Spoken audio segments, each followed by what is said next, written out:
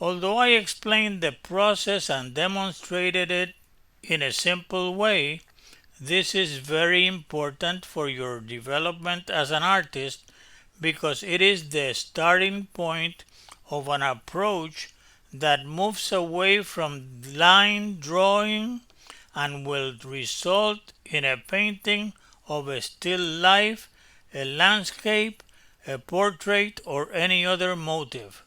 You should fix in your mind this method of simplifying the values and colors as if they were pieces of a jigsaw puzzle. Notice the simplifications I show with lines that are meant to separate some pieces of color and value. You don't necessarily have to draw these lines. I have drawn them only to show how you should think when looking at your model. You can easily mass in these areas with your brush without drawing the lines. By looking closely at a face in this way, you must evaluate and classify the values and colors of each piece of the jigsaw puzzle. Disregard any little detail you see on these pieces. Start by selecting one of the pieces and mix the appropriate corresponding color. The hue does not have to be exact, but it is important that the value of the color you select is very close to what you see, whether it is a light value, a half value, or a dark value. The hue of the piece can be somewhat different, but the temperature and value should be right. Apply the brush stroke, creating the shape in the right place. Seeing these pieces of the jigsaw puzzle takes some practice, but with perseverance you can do it. Eventually, you will be able to experiment by changing or exaggerating the hues that you see in each of these color masses in order to create certain color schemes that I will explain in the next lesson.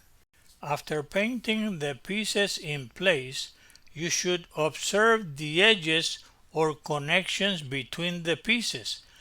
I mean how slowly or fast the color and value of one piece changes to the color and value of another adjacent piece.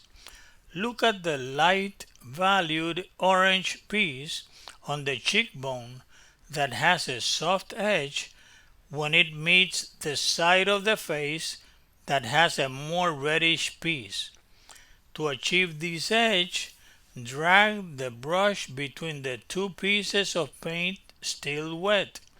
If you follow this method without thinking about things and only thinking about this plastic language that I have explained, I guarantee that as if by magic you will get an image of the topography of the skin. You can see some color mixtures indicated by the green arrow. I initially covered the canvas with a cool gray of half value to get rid of the white colored canvas. This makes color and value evaluation easier. Resist the urge to paint the details, that is, very small pieces of color. These details are done when finishing the painting. Compare the values of the map of the face done in charcoal with the painting to its right. You must do many exercises like this one to create the habit of classifying values. Practice creating these maps many times with your self-portrait until you can do it effortlessly.